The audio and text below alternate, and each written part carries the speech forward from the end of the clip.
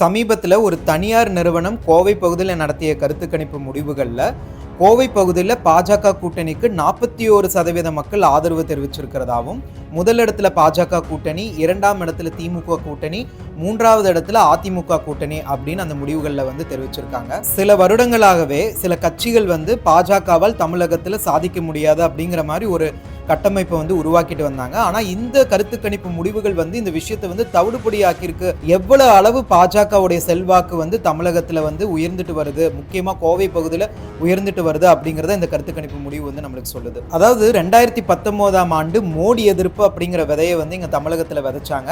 ஆனா 5 வருடங்கள்ல அது மோடி ஆதரவலையா மாறிடுச்சு. மக்கள் மத்தியில் ஆளும் பாஜக அரசு எவ்வளவு நல்ல விஷயங்கள் செய்யறாங்க அப்படிங்கிறது பார்த்துட்டு இருக்காங்க.